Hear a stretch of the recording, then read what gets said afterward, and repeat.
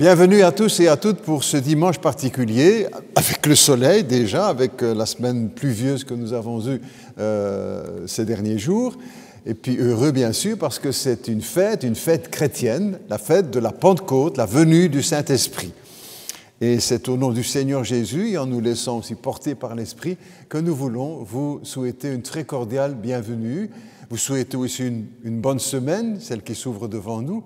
Et puis, faire savoir encore que nous prions pour que ceux et celles qui nous suivent, et pas seulement ceux-là, puissent garder la bonne santé. Rappelle encore que pour chacun de nous, que nous devons continuer d'être prudents, n'est-ce pas ? Certains sont dans les hôpitaux encore et certains perdent la vie, donc soyons prudents. Ce n'est pas un jeu et nous devons aussi, en tant que chrétiens, être des modèles. Bienvenue donc et bonne fête de Pentecôte à tous et à toutes dans le nom de Jésus notre Seigneur.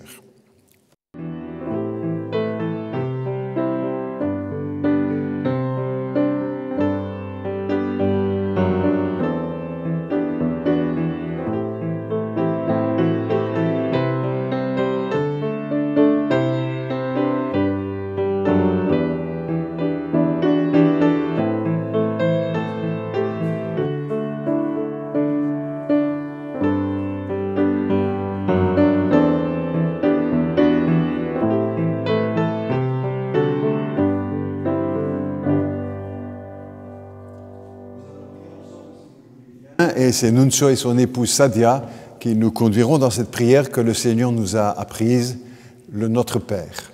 Et si vous voulez aussi chez vous, vous pouvez la dire avec nous pendant ce moment. Prions ensemble. Bonjour à tous.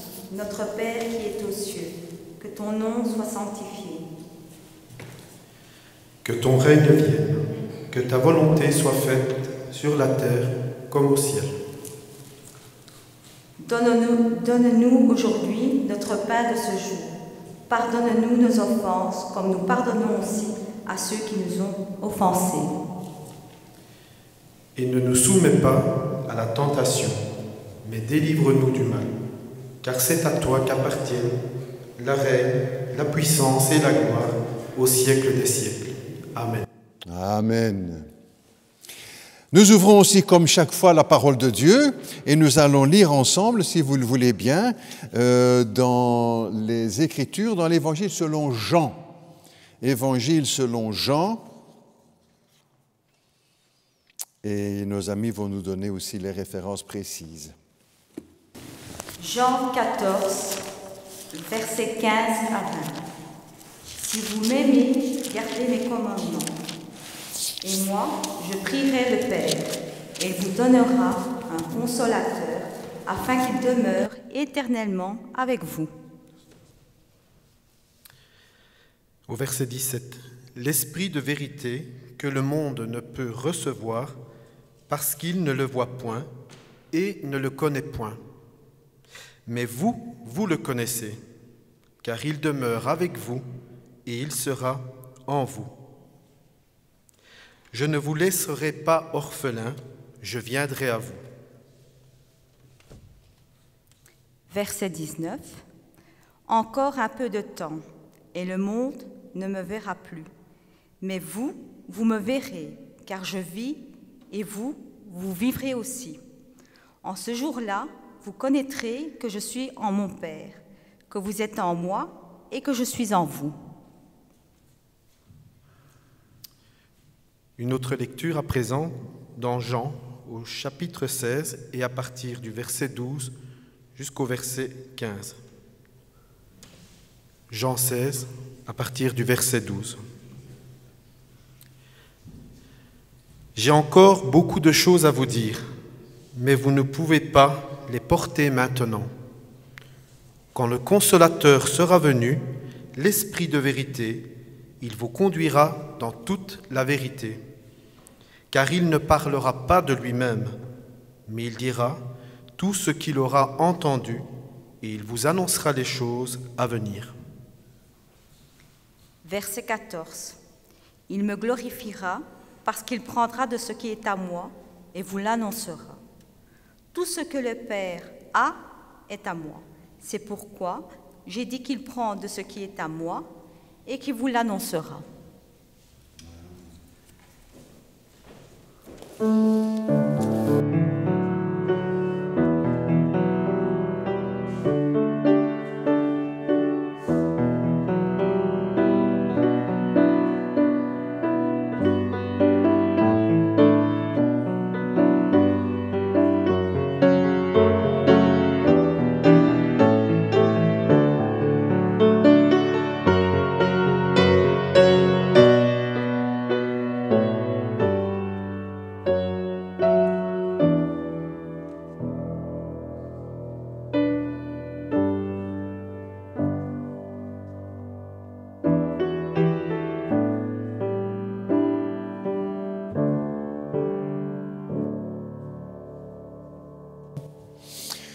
Merci bien. Nous nous recueillerons, si vous le voulez, dans la prière maintenant, avant d'ouvrir et de partager la parole du Seigneur ensemble. Inclinons-nous dans la prière.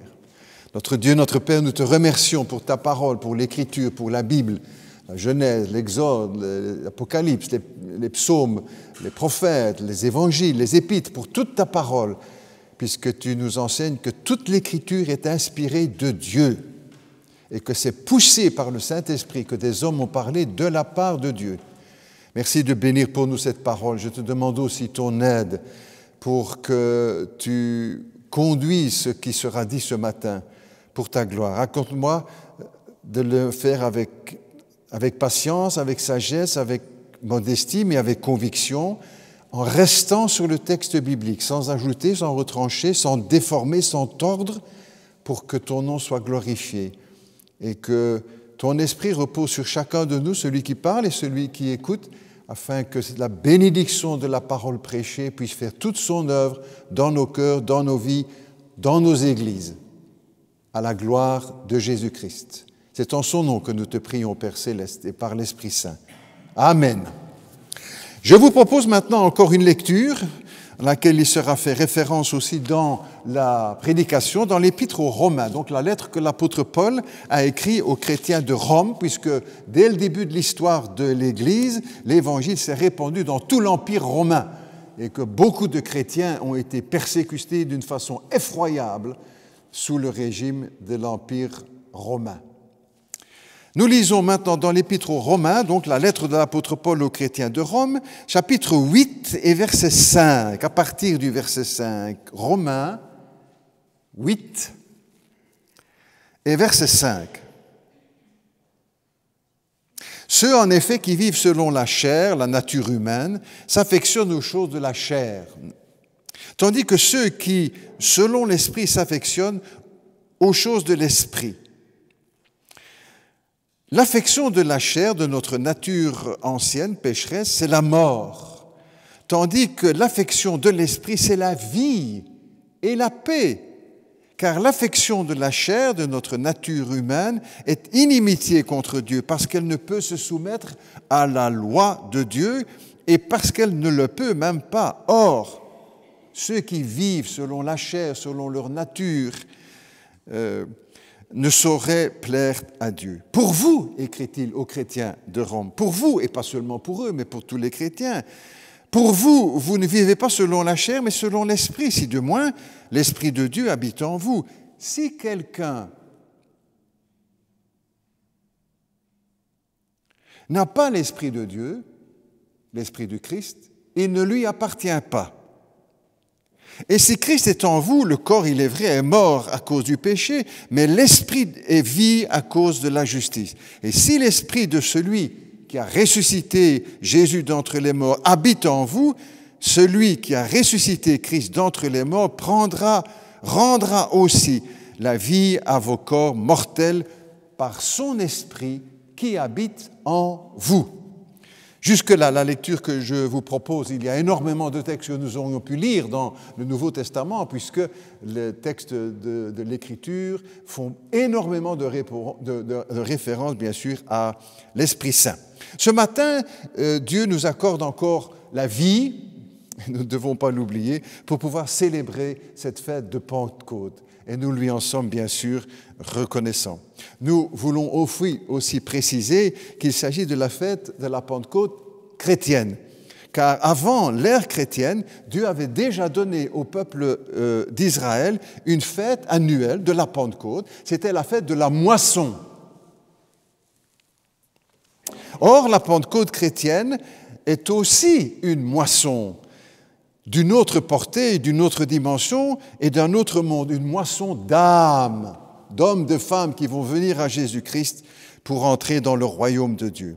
Et Dieu, dans sa sagesse et sa toute-puissance, a fait coïncider ces deux événements, la fête Pentecôte de l'Ancien Testament pour le peuple juif et la fête de la Pentecôte pour le peuple par la venue du Saint-Esprit, qui ouvrait alors une grande moisson d'âmes, pas seulement le jour de la Pentecôte, mais depuis plus de 2000 ans dans le monde entier, pour que des milliards de chrétiens puissent venir, des hommes, femmes, jeunes gens, jeunes filles, puissent venir à Jésus-Christ. Et ce matin, j'aimerais apporter modestement quelques précisions bibliques, bien sûr, sur l'œuvre du Saint-Esprit. Cela, bien sûr, sera alimenté par les textes bibliques et uniquement par des textes bibliques, bien sûr. C'est pourquoi je donnerai à chaque fois les références au kit de lasser peut-être certains, mais pour tous ceux qui voudraient fouiller, vérifier, contrôler, et c'est une bonne chose, moi je vous y encourage, tout cela puisse le faire avec les références que je donnerai. J'ai choisi comme titre pour la prédication de ce matin, Lumière biblique sur le Saint-Esprit. Lumière biblique sur le Saint-Esprit. Jésus a dit que lorsqu'il nous enverrait l'Esprit Saint, l'Esprit nous conduirait dans toute la vérité, dans Jean 16 au verset 13. Or, Jésus a aussi affirmé que la vérité, c'est la parole de Dieu, c'est la Bible. Jésus a dit « ta parole est la vérité ». L'Esprit veut donc nous conduire dans les Écritures, dans la vérité de la parole de Dieu. L'apôtre Paul écrivait d'ailleurs aussi dans ce domaine aux chrétiens de l'église de Corinthe, dans 1 Corinthiens 4, 6, ça vous pouvez vérifier, que les nôtres apprennent, les chrétiens apprennent à ne pas aller plus loin que ce qui est écrit. Et cette exhortation, ce commandement de l'apôtre et conduit par le Saint-Esprit, nous concerne aussi, tous les chrétiens, à ne pas aller au-delà de ce qui est écrit dans la parole de Dieu, dans la Bible. Jean Calvin, le grand réformateur, le grand théologien du XVIe siècle, disait ceci dans la même pensée, dans le même esprit, sans jeu de mots. Si l'on vous apporte sous le titre de l'Esprit quelque chose qui ne soit pas contenu dans l'Évangile, ne le croyons pas.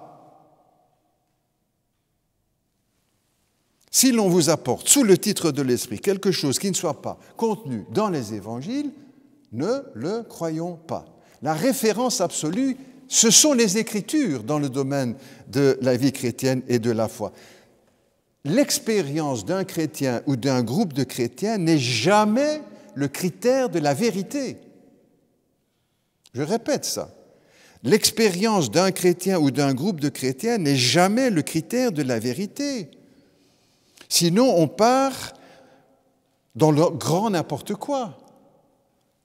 Et c'est ce qui se passe beaucoup aujourd'hui via Internet et les réseaux sociaux, puisqu'à cause de la pandémie, le confinement, beaucoup cherchent à suivre de ci, de là des enseignements, parfois soi-disant chrétiens, mais qui n'ont plus, pour certains d'entre eux en tout cas, aucun fondement biblique. Il faut donc beaucoup de vigilance et justement de contrôler dans les Écritures si c'est bien ce que la parole de Dieu enseigne. Dans ce cadre-là, il n'est pas inutile de rappeler que les grands événements de la foi chrétienne, la venue de l'Esprit entre autres et d'autres, ne se répètent pas, ne se reproduisent pas. L'incarnation ne se répète pas, elle s'est accomplie une fois pour toutes par la venue de Christ sur cette terre. Nous fêtons l'événement, fêtons la Noël en rappelant la venue de Jésus-Christ. Il quitte la gloire, l'infini, pour entrer dans un corps humain, tout en restant parfaitement Dieu et parfaitement homme. Mais l'événement ne se répète pas, ne se reproduit pas. De même pour la mort du Seigneur Jésus, pour sa résurrection, la fête de Pâques, pour son ascension. Nous fêtons ces événements, bien sûr, mais nous ne les répétons pas, nous ne les reproduisons pas. De même pour la Pentecôte, l'événement s'est produit une fois pour toutes, selon le plan de Dieu et la date choisie par Dieu. C'est Dieu qui est souverain et qui a mis ces choses en place. Donc, il est vain d'attendre ou d'organiser une nouvelle Pentecôte. L'Esprit est venu, selon le plan de Dieu, une fois pour toutes. Nous fêtons bien sûr l'événement, mais nous n'avons pas à le recréer. C'est l'œuvre de Dieu, elle s'est accomplie une fois pour toutes. N'essayons pas de copier Dieu. En annonçant la venue du Saint-Esprit, lorsque Jésus est dans la chambre haute à Jérusalem, grande ville encore au cœur de l'actualité aujourd'hui, et ce n'est pas un hasard, parce que c'est là que beaucoup de choses se sont accomplies dans le plan de Dieu, avec le Christ et les apôtres, et avec l'Évangile, et c'est là que tout a démarré, le jour de la Pentecôte. Quelques heures avant la croix, Jésus est rassemblé donc là, dans la chambre haute, comme on l'a appelé, et il enseigne ses disciples. Et un enseignement particulier sur le Saint-Esprit. Il dira entre autres cette phrase qui a été lue là tout à l'heure, il dit « Quand le Saint-Esprit viendra, le Consolateur, il me glorifiera, enseigne Jésus. » L'Esprit Saint, Jésus dit, l'Esprit Saint vient pour me glorifier, pour glorifier le Christ. Le Saint-Esprit ne cherche pas à attirer l'attention sur lui, mais au contraire, il pousse les hommes vers le Christ. Il attire les hommes à Jésus-Christ. Quand nous chantons Jésus, quand vous chantez, quand nous chantons Jésus, quand nous prions Jésus, quand nous parlons de Jésus, quand nous obéissons à Jésus, nous sommes certains que nous sommes animés par le Saint-Esprit. Quand nous louons Jésus, quand nous témoignons de Jésus, quand nous adorons Jésus, quand nous célébrons Jésus, quand nous prêchons Jésus, quand nous aimons Jésus, nous sommes certains que nous sommes animés par l'Esprit de Dieu. Parce que c'est pour cela qu'il est venu, pour nous pousser, pour nous attirer à Jésus-Christ, le Seigneur. C'est ce que Jésus a dit. Quand le Consolateur sera venu, il me glorifiera, a dit Jésus, parce qu'il prendra de ce qui est à moi et vous le donnera. Le Saint-Esprit veut que notre attention se focalise sur Jésus. J'ai presque à chaque Pentecôte, je crois, à chaque fête de Pentecôte, je crois que je rappelle cette citation très belle, très profonde, très simple et très biblique de Charles Spurgeon, qui fut un des grands prédicateurs de l'Évangile et qui a conduit à la foi énormément de personnes. Il disait ceci: « Regardez vers le Christ et la colombe s'approche de vous. Fixez les regards sur la colombe et elle s'envole. » C'est magnifiquement dit, n'est-ce pas? Et tout à fait véritable sur le plan biblique. La colombe, bien sûr, c'est le symbole biblique du Saint-Esprit. De même aussi, Jésus a enseigné dans Jean 5, je vous donne aussi les références, Jean 5, verset 23, que la volonté du Père, c'est que tous honorent le Fils comme ils honorent le Père. Et quiconque n'honore pas le Fils n'honore pas le Père. C'est dans la même pensée que la volonté du Père, c'est de nous porter notre attention, notre cœur, notre vie vers le Christ, son Fils bien-aimé, pour lequel il avait dit encore sur la montagne de la Transfiguration, « Celui-ci est mon Fils bien-aimé, écoutez-le. » Autre chose maintenant, Tendez bien l'oreille, je vous le propose, je vous y invite. Le Nouveau Testament ne connaît pas l'expression baptême du Saint-Esprit. Le Nouveau Testament ne connaît pas l'expression baptême du Saint-Esprit, mais bien l'expression baptême dans le Saint-Esprit. On dirait, bah, c'est presque la même chose, pasteur, on ne va pas chamailler sur des mots. Non, non, non, ce n'est pas la même chose. Pas du tout. Et quand la parole choisit un mot, il faut respecter le mot qu'elle emploie. C'est la parole de Dieu. N'y touchons pas. Ne la transformons pas. Dans le Nouveau Testament, si vous voulez faire le travail vous-même, c'est très facile avec une concordance ou sur les Internet maintenant, il y a 7 textes dans le Nouveau Testament où vous rencontrez l'expression « baptisé dans le Saint-Esprit ». Et à chaque fois, c'est l'expression, c'est la préposition « dans » qui est employée. On est baptisé dans le Saint-Esprit. De même, on est baptisé dans l'eau. La préposition qui accompagne le verbe « baptiser », c'est toujours la préposition « dans ». On est baptisé dans et pas avec ou par, mais dans. Et dans tous ces textes, moi je suis aussi, depuis longtemps, n'est-ce pas, je suis étonné de ce que certains traducteurs, sur ces textes-là en particulier, je ne suis pas un spécialiste, mais sur ces textes-là, traduisent souvent, comme dans certaines Bibles, baptisés du Saint-Esprit.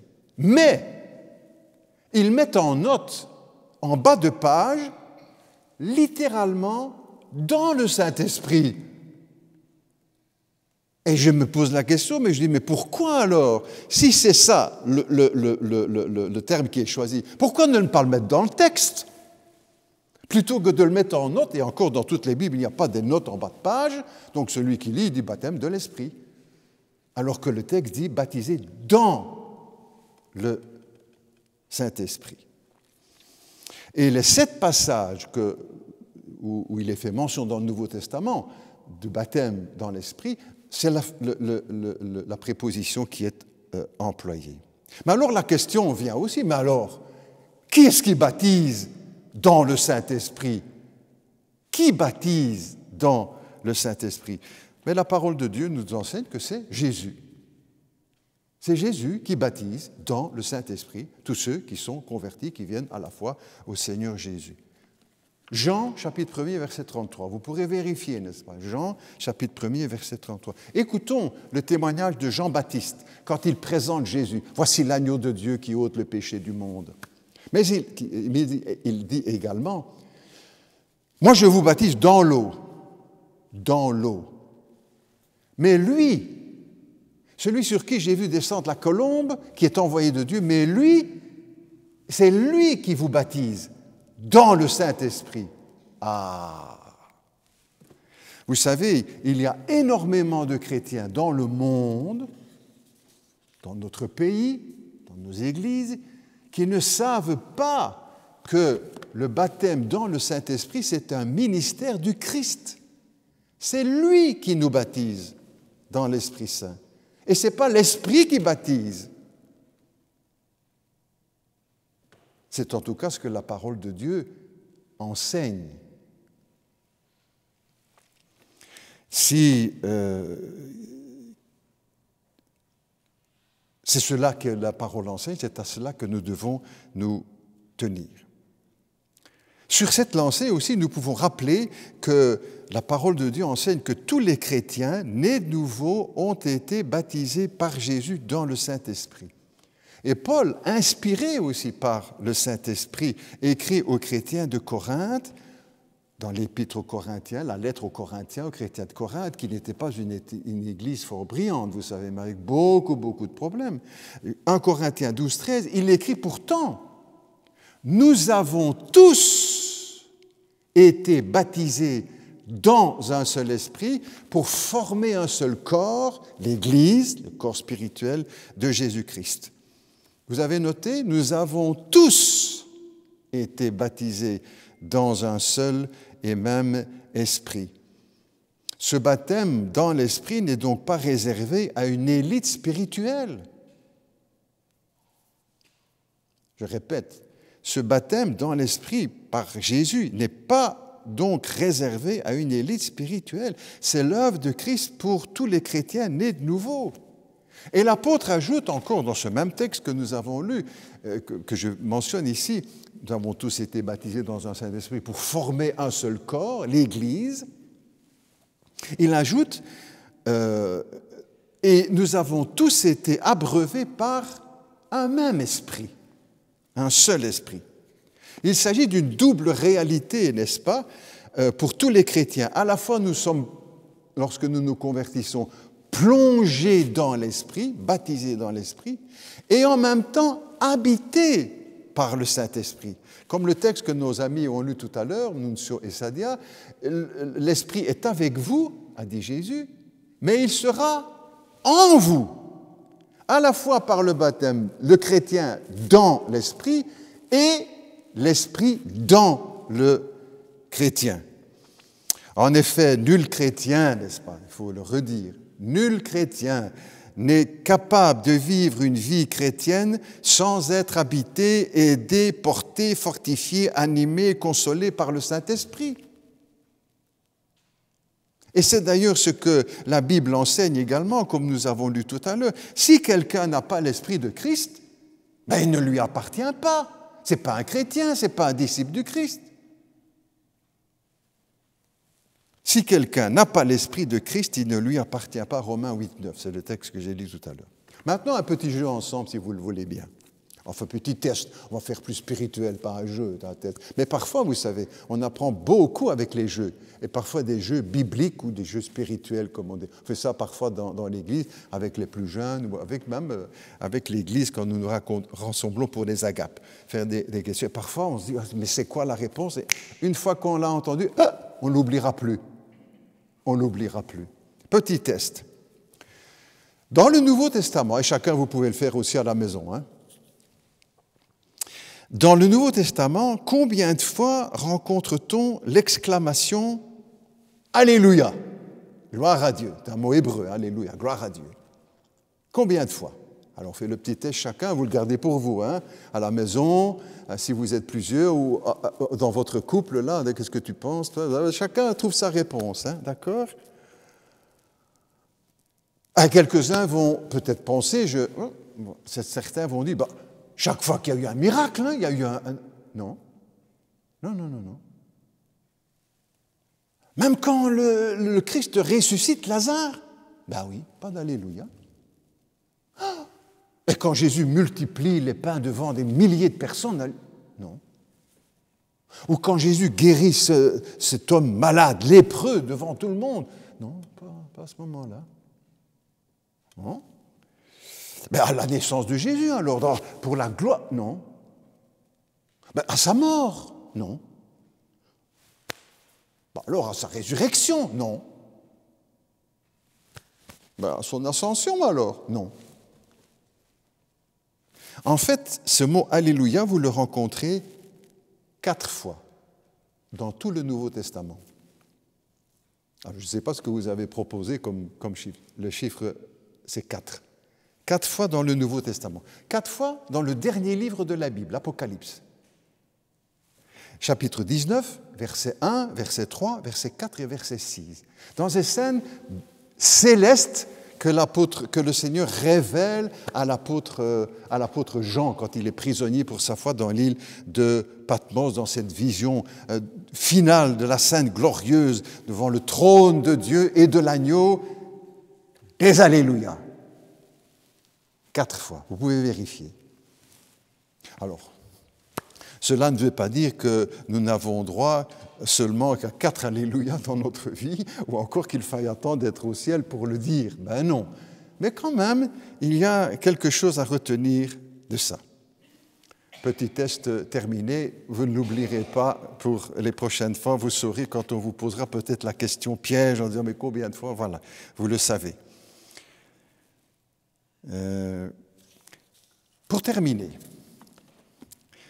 une magnifique exhortation dans la Bible, dans Éphésiens au chapitre 5, 18, ça aussi vous pouvez vérifier. L'apôtre Paul, animé par le Saint-Esprit, puisque c'est une parole inspirée, elle est dans dans la Bible, animé par le Saint-Esprit et écrit aux chrétiens de la ville d'Éphèse. Il y avait aussi beaucoup de chrétiens dans la ville d'Éphèse, malgré que c'était une ville très commerciale, etc. On dirait très mondaine ou très actuelle, beaucoup de vie, etc. Voilà. Il y a aussi une église à Éphèse, des chrétiens à Éphèse, comme il y en avait aussi à Corinthe, une ville qui ne faisait pas un exemple sur le plan moral. Il y avait des chrétiens aussi, comme dans notre ville, toutes les grandes villes du monde, il y a des chrétiens qui choisissent de marcher dans la lumière avec Jésus. Et il écrit donc l'apôtre Paul aux chrétiens de l'église d'Éphèse, tout un texte, bien sûr, vous pouvez lire, mais 5,18, c'est la référence. « Soyez remplis du Saint-Esprit. » Soyez remplis du Saint-Esprit. L'apôtre s'adresse à des chrétiens, n'est-ce pas, qui sont convertis, qui sont nés de nouveau, même s'ils ne sont pas parfaits, donc qui ont reçu aussi le Saint-Esprit. Mais il les invite à aller plus loin. Il les invite à aller plus haut ou plus profondément dans la foi, en les exhortant, soyez remplis du Saint-Esprit. C'est une chose d'avoir l'Esprit Saint, tous les chrétiens, ainsi que la parole de Dieu. C'est une autre chose d'être rempli. Je donne juste une petite illustration qui va nous dire, ah oui, c'est vrai, il y a une différence. Entre quelqu'un qui a de l'argent et quelqu'un qui est rempli d'argent. Ah oui, là, il y a une différence, vous comprenez bien. Même chose aussi dans la foi, c'est une image, hein, bien sûr. La même chose dans la foi. Bien pour les chrétiens qui ont reçu le Saint-Esprit. Mais mieux encore pour ceux qui sont remplis du Saint-Esprit. Tous les chrétiens ont reçu le Saint-Esprit. On a vu ensemble, il y a beaucoup de textes là-dessus, on ne veut pas s'étendre davantage. Tous les chrétiens sont appelés à être remplis du Saint-Esprit. Ce n'est pas seulement pour les pasteurs, les missionnaires, les étudiants en institut biblique ou en faculté de théologie. Pour tous les chrétiens. Mais tous les chrétiens ne sont pas remplis du Saint-Esprit. Pourquoi? Parce que cela demande des sacrifices. Parce que cela demande des efforts. Parce que cela demande des renoncements, de faire des choix. Cela demande de la volonté. Cela demande de l'amour pour Dieu. Soyons remplis du Saint-Esprit. Vous notez, nous notons tous, que c'est un ordre qui est donné. Ce n'est pas un conseil, l'apôtre Paul ne dit pas « je vous conseille, je pense que ce serait bien ». Non, non, c'est un ordre. Soyez remplis du Saint-Esprit. C'est un impératif, il faut jouer les savants, n'est-ce pas? C'est un impératif à la voix passive. Il n'est pas dit « remplissez-vous du Saint-Esprit ». Comme si le Saint-Esprit était une marchandise et on va se remplir les poches. Voilà, Non, non, non. Soyez remplis du Saint-Esprit. L'Esprit Saint est Dieu, n'est-ce pas? On ne va pas au magasin spirituel chercher pour se remplir de l'Esprit. L'Esprit Saint est Dieu, c'est Dieu le Saint-Esprit, la troisième personne de la Trinité. Et pour être rempli du Saint-Esprit, il faut être deux.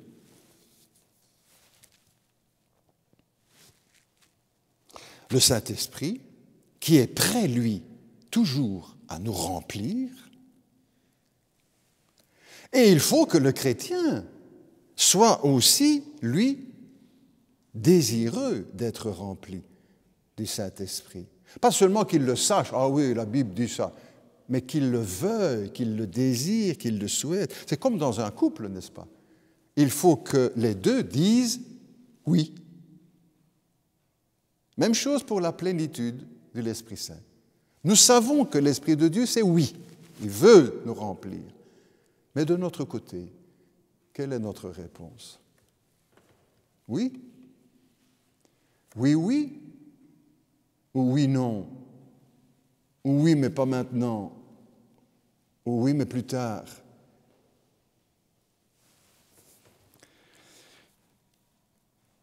Quelle est notre réponse à chacun, à chacune?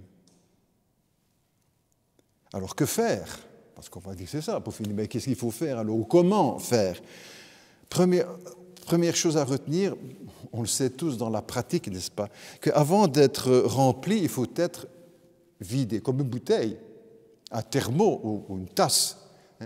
Pour pouvoir la remplir, il faut qu'elle soit vidée ou vide, sinon ce n'est pas la remplir. C'est la même chose aussi pour notre part dans cette volonté de la plénitude du Saint-Esprit. Il faut nous vider de tout ce qui n'est pas saint, de tout ce qui n'est pas propre, de tout ce qui n'est pas pur, de tout ce qui n'est pas correct. Et quand nous regardons dans la Bible, c'est là que nous trouvons la réponse. Vous avez été chercher ça où? Dans la Bible, dans le même texte, Éphésiens 5, 18. Vous regardez ce qui précède et ce qui suit, vous avez une série de péchés, de défauts, on va le dire comme ça pour ne pas être trop dur. Une série, et qui est introduite avec la formule, vous regardez dans Éphésiens 4, verset 25, renoncez à ceci, cela. Et puis au beau milieu, soyez remplis du Saint-Esprit. Clair.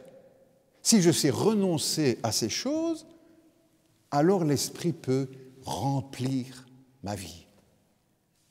Vous direz peut-être, oh, mais ça c'est pour les professionnels, les pasteurs, les missionnaires, les ceci, les cela, les professeurs d'institut. Non, il ne s'adresse pas aux professionnels, il s'adresse aux chrétiens d'Éphèse et aux chrétiens de toute l'histoire de l'humanité, parce que la parole s'applique pour tous les chrétiens du monde. Renoncer à. Et cette fois, c'est un impératif à la voix active. Ça veut dire qu'il y a quelque chose à faire et que c'est à nous de le faire. L'Esprit ne va pas le faire avec nous, avant nous, pour nous, ou à notre place. Lui, il est prêt. Et sommes-nous prêts alors à renoncer? C'est-à-dire, plus je renonce à me débarrasser de ces péchés, plus il y aura de place dans ma vie pour le Saint-Esprit. Tout simple, n'est-ce pas? Tout simple, mais pas nécessairement facile à mettre en application. Soyez remplis du Saint-Esprit. Notez encore, n'est-ce pas, que l'Esprit de Dieu ne prendra pas de force en nous, en vous, la place qu'il voudrait ou qu'il souhaite. L'Esprit de Dieu ne viole pas notre âme ou notre volonté. Il faut l'harmonie entre les deux, entre l'Esprit Saint et le chrétien, entre les chrétiens et l'Esprit, une communion entre l'Esprit. Résultat, que se passe-t-il? Les chrétiens portent alors beaucoup de fruits. Et c'est ce que Jésus a dit dans Jean 15, n'est-ce pas, au verset 8. Lorsque nous portons beaucoup de fruits, c'est ainsi que mon Père sera glorifié, a dit Jésus. Pour terminer, de conclure. Il ne faut pas confondre non plus baptême dans le Saint-Esprit et plénitude du Saint-Esprit. On trompe beaucoup de chrétiens en enseignant que c'est la même chose. On dit, ah, vous devez rechercher le baptême dans le Saint-Esprit. Vous dites, c'est où ça dans la Bible? Ils disent, Éphésiens 5, 18.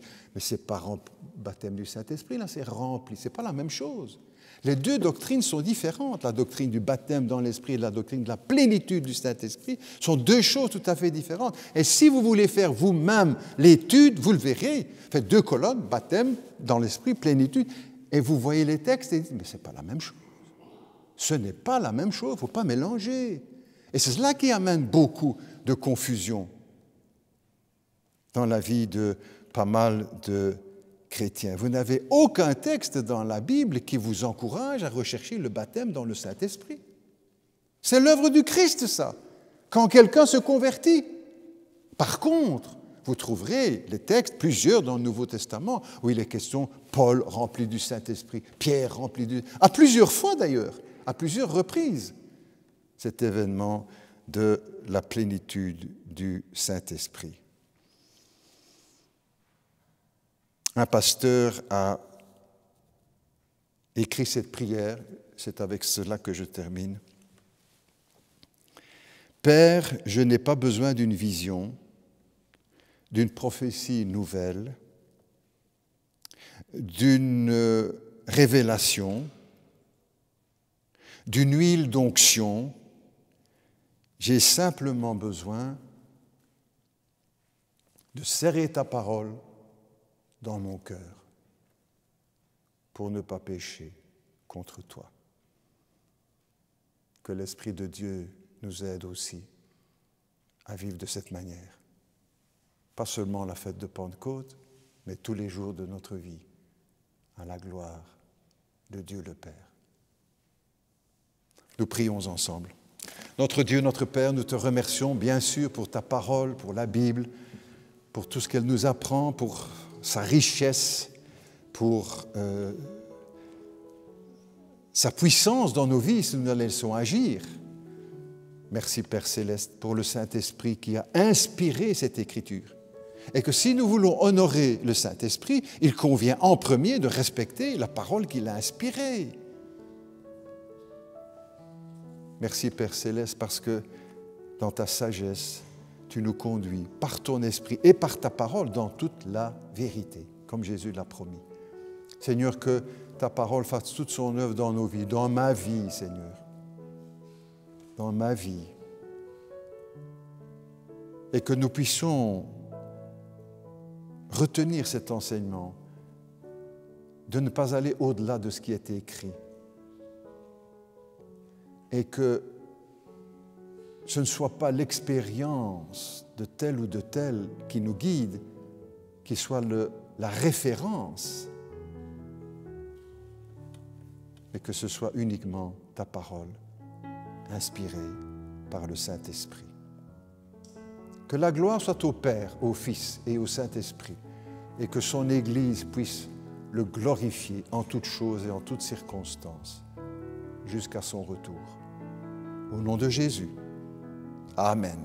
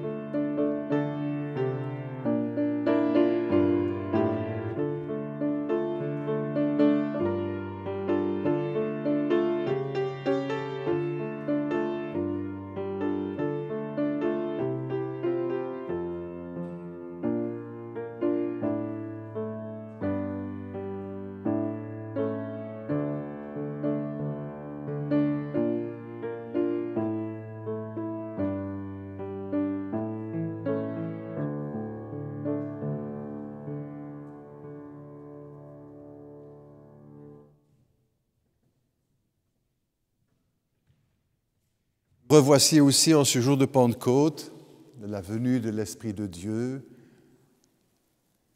pour conduire le peuple de Dieu au travers de toute l'histoire du christianisme et jusqu'au retour de notre Seigneur. Nous voilà de nouveau autour du mémorial. Alors, comme je l'ai dit tout à l'heure, pour en donner un exemple très précis, nous nous souvenons de la mort de Jésus-Christ. Nous fêtons en quelque sorte la mort de notre Seigneur et sa résurrection.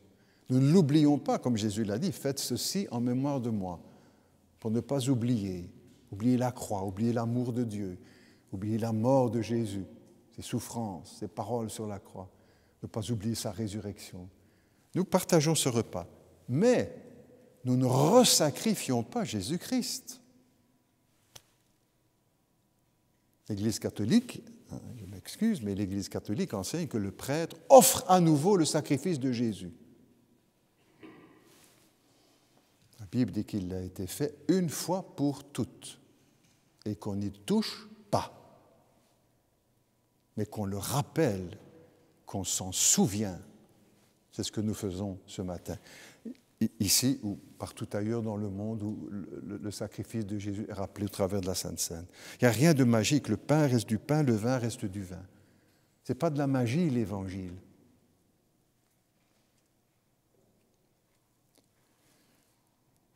Jésus a dit que le pain représentait son corps. C'est symbolique, bien sûr. Quand il a dit à ses disciples, ceci est mon corps, ce n'était pas son corps, c'était du pain.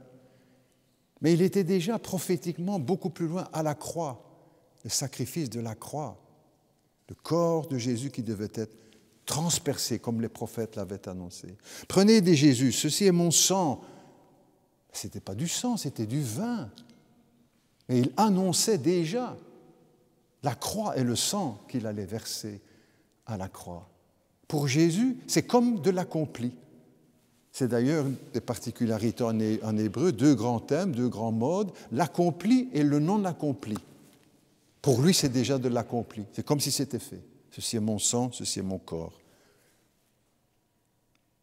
Prenez, dit Jésus, et mangez. Faites ceci en mémoire de moi. Avant de prendre le pain, nous allons prier. Notre Dieu, merci pour ta parole, merci pour l'Évangile, pour la richesse de l'amour de Dieu.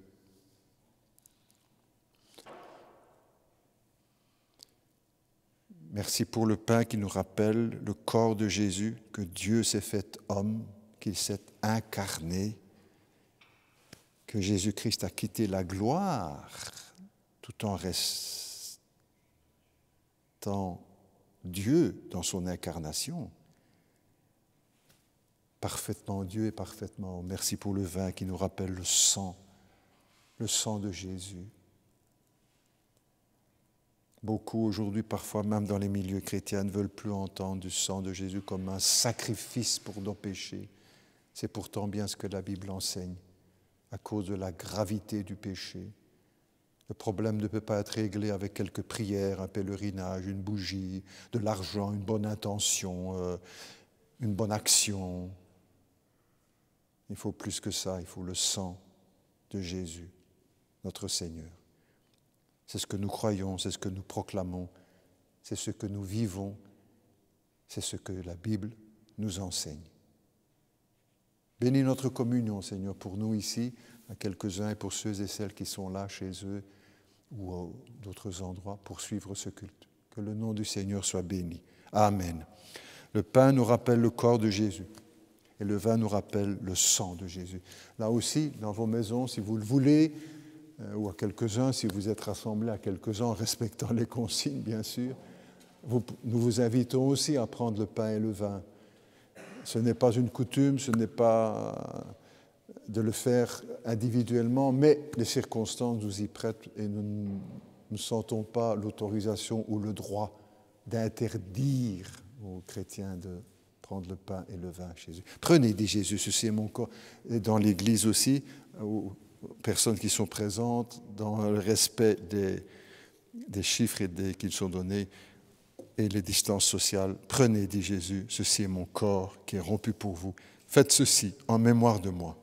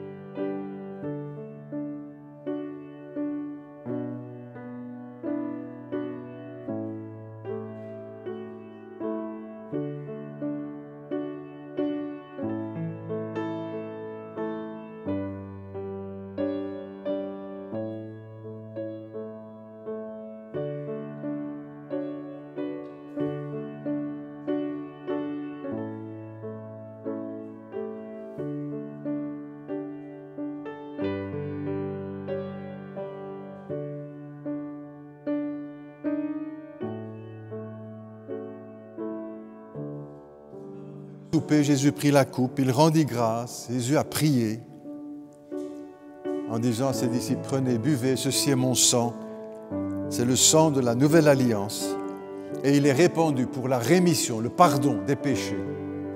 Faites ceci en mémoire de moi.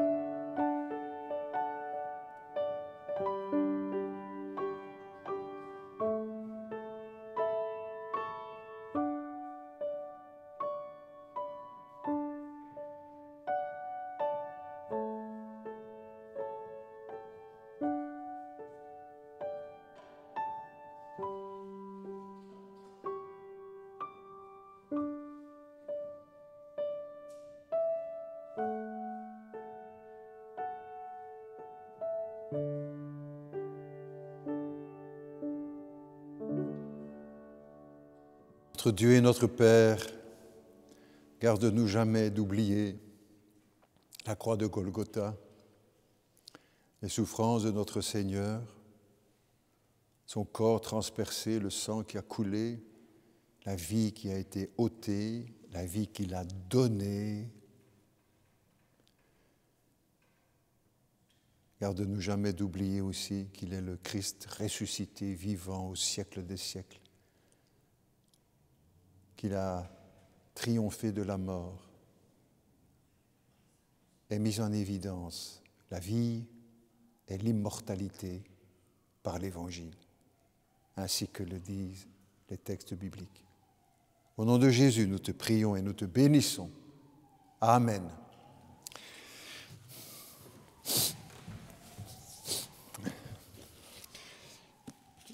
Quelques mots, si vous le voulez bien, d'information et de salutation finale aussi.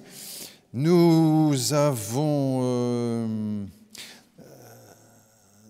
encore, si vous le souhaitez, des sachets, des plus gros, des plus petits, voilà, pour une distribution de traités ou de brochures sur la Bible, sur l'Évangile, etc., ou sur l'Église, pour la faire connaître. Voilà. Pour ceux et celles qui le voudraient, c'est disponible. Ils peuvent me contacter par téléphone et on s'arrange pour pouvoir que vous puissiez les prendre, pour les déposer dans les boîtes aux lettres. C'est gratuit, n'est-ce pas? Il n'en reste plus que quelques-uns maintenant et j'ai reçu encore une demande hier, donc j'ai déposé ça. C'est fait. Si c'est ce que vous souhaitez, voilà. Ou aujourd'hui, si vous êtes là, vous pouvez les prendre. Nous rappelons aussi que nous avons toujours non seulement les cultes sur Internet, mais aussi des capsules de vie, mais aussi que nos cultes sont enregistrés depuis très longtemps d'ailleurs, enregistrés sur CD, pour éventuellement ceux qui ne savent pas capter Internet ou qui n'ont pas, voilà. C'est une autre manière, nous voulons communiquer cela, bien sûr, le transmettre autour de nous. Nous avons aussi, sur le sujet que nous avons évoqué ce matin, à l'occasion de la Pentecôte, bien sûr, nous avons tenu il y a quelque temps un séminaire, ici dans cette salle, de 3 heures, mais coupé par section, n'est-ce pas? On n'a pas fait les 3 heures en une fois, sur le thème de l'Esprit Saint, doctrine biblique du Saint-Esprit. Et cela a été mis aussi sur CD. Donc pour ceux et celles qui aimeraient ou qui souhaiteraient aller plus loin avec plus de détails et de précision, qui disent oh, « mais ce n'est pas tout à fait ceci », ils peuvent nous contacter et nous leur transmettrons, on s'arrangera pour transmettre ça. C'est 5 €, alors là-dessus on ne gagne pas un centime, n'est-ce pas, un cent, hein, mais bon, comme ça c'est dit, mais vous le savez bien. Voilà, pour ceux qui le souhaiteraient, c'est à leur disposition. En tout cas, il faut nous sonner et le commander. Alors aussi, oui, nous avons aussi toujours en DVD, notre équipe, toute l'équipe sono, vidéo et la reproduction a mis en place des DVD, donc DVD avec l'image, donc, hein, pour les rassembler 4 cultes sur un DVD. Donc ici, voilà. Et c'est la même chose aussi, c'est 2,50 si c'est en prêt loué et c'est 5 € si c'est acheté, sans un bénéfice d'un centime pour moi ou pour personne d'autre. Merci bien. Alors encore d'autres choses. Merci pour tous ceux qui continuent de prier pour ces temps difficiles. Ce sont des temps très difficiles pour les églises dans le monde entier, pour la première fois de toute l'histoire de l'humanité. Oui, il y a eu des épreuves, des épidémies, des persécutions, mais ici, c'est toute la terre qui est touchée, et toutes les églises de la planète, et tous les chrétiens du XXIe siècle qui sont touchés par cette pandémie et par les règles sanitaires qui ont été imposées, et entre autres qui interdisent aux chrétiens de se rassembler par sécurité sanitaire. Nous le respectons. Avec la bonne nouvelle aussi, cela va venir à l'écran aussi après, que le dimanche 13, on pourra recommencer les cultes en présentiel avec une présence de 100 personnes. Donc, il faudra s'inscrire. On va voir les images tout de suite. Peut-être qu'on les passe tout de suite maintenant? Oui? Voilà. Comme ça. Et vous les avez aussi à l'écran chez vous. Voilà. Pendant que ça arrive, là, je vous dis donc merci aussi pour tous ceux qui prient, tous ceux qui continuent aussi de soutenir l'Église par leurs offrandes, parce que même si la vie de l'Église est ralentie, elle n'est pas arrêtée. Donc, il y a aussi des choses qui doivent être réglées, entre autres les factures. Nous avons aussi, nous signalons aussi et encore que les travaux de l'école avancent, donc cela nous réjouit parce qu'ils pourront très certainement être très bientôt chez eux, dans leur bâtiment. C'est ce que nous souhaitons depuis le début et nous nous réjouissons de l'avancement des travaux malgré tout ce qu'on a pu dire à notre sujet. Voilà. Encore, on essaie de faire venir l'image. Voilà, ça vient à l'écran. Merci pour toute l'équipe technique parce que ce sont des choses difficiles à... Voilà, ça va venir à l'écran et de toute façon, ça passe en principe chez vous sur Internet. Voilà, ici, ça ne veut pas venir, mais ça passe là à Internet. Merci à tous les professionnels amateurs qui travaillent vraiment avec beaucoup de compétences pour tout cela. Merci encore, voilà. Tous ceux aussi qui souhaiteraient faire des dons particuliers pour les œuvres missionnaires, ils peuvent le faire. Nous recevons d'ailleurs encore des dons pour des œuvres missionnaires et entre autres, tout spécialement, par exemple, ici pour le CEL, le service d'entraide et de liaison, le CEL parce qu'il travaille à Madagascar, puisqu'il y a une grande famine et que nous pouvons apporter de l'aide. Nous avons là-bas sur place des missionnaires qui travaillent et qui savent gérer ces offrandes avec beaucoup de parcimonie et de sérieux. Voilà. Nous pensons aussi et nous rappelons que nous aurons aussi prochainement ce vendredi, le vendredi de cette semaine, dernier vendredi de chaque mois, une rencontre de prière en présentiel, donc ici. Voilà. Ah ben voilà, ok, c'est merveilleux. Voilà, ça passe à l'écran. Merci bien. Donc pour le dimanche, voilà. Le vendredi, pardon, oui, ça c'est pour le dimanche. Voilà, comme ça vous l'avez. Mais il faut s'inscrire parce que nous devons rester limités à 100 personnes pour respecter les consignes du gouvernement ou du groupe qui s'occupe de cela. Voilà, donc merci bien. Ça sera un grand soulagement aussi, n'est-ce pas, en espérant qu'on ne reviendra pas en arrière comme il y a quelque temps. Hein, ça a été permis et puis arrêté. Voilà. Donc n'oubliez pas de vous inscrire parce que si on arrive et que c'est rempli, on sera obligé de refuser à regret, mais bon, c'est comme ça. Voilà. Et puis aussi, il y a la rencontre de prière et le culte à 10h30, n'est-ce pas 10h30 à partir du 13, voilà, le dimanche 13 juin. Et nous aurons aussi donc en fin de cette semaine une rencontre de prière comme tous les vendredis, mais alors ce sera ici en présentiel. Voilà, c'est très bien. De toute façon, vous aurez les informations et je viens de vous les partager. Merci à chacun, merci à toute notre équipe technique parce que moi, quand un petit peu plus, il me semblait que les ordinateurs et tout ça, c'était très facile, il n'y avait qu'à pousser sur les boutons et tout se mettait en route. Mais ce n'est pas aussi facile que ça. Et ceux qui sont des spécialistes le savent bien. Merci à nos équipés pour le travail fidèle, parce qu'ils sont là tous les dimanches, et pas seulement à 10h30 pile. Hein, il faut tout préparer. Merci, merci beaucoup. Nous vous saluons maintenant pour terminer notre rencontre dans le nom de notre Seigneur Jésus-Christ.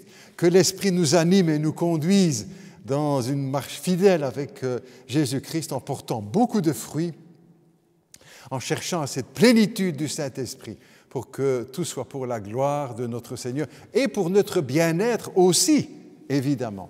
Que Dieu vous bénisse et à très bientôt. Au revoir.